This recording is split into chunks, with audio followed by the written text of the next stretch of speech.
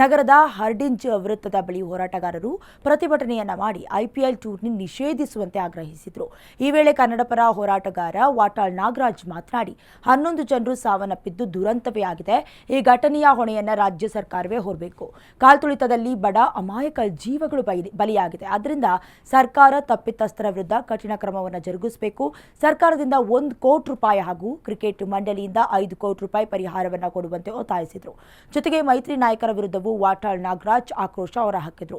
BS Yediyurappa, Kumaraswamy ಏನ್ ಸಾಚ ಅಲ್ಲ, ಅವರು ಕೂಡ ಪರಮ ಪಾಪಿಗಳೇ ಅಂತ ಟಾಂಗ್ ಕೊಟ್ರು.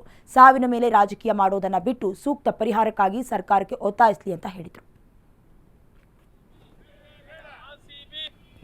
ಮತ್ತು ಸ್ಟೇಡಿಯಂ ಮೇಲೆ ನಾನು ಹೇಳ್ತೀನಿ ನಿಮಗೆ, RCB ಮಹಾ ಮೋಸ.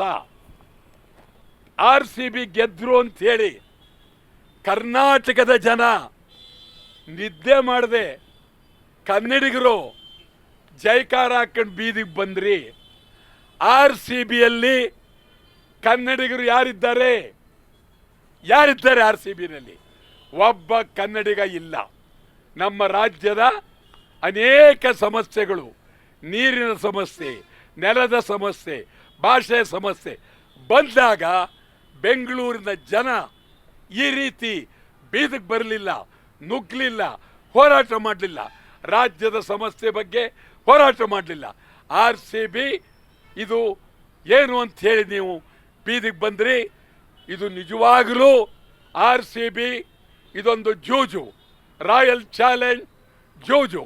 ಇವೆಲ್ಲ ಜೂಜಿನ ಕಟ್ಟೆಗಳು. ಎಲ್ಲ ಶ್ರೀಮಂತರು ಆಟಗಾರನ್ನ ಪರ್ಚೇಸ್ ವ್ಯಾಪಾರ ಮಾಡಿ ಇಟ್ಕೊಂಡಿದ್ದಾರೆ. ಪ್ರತಿ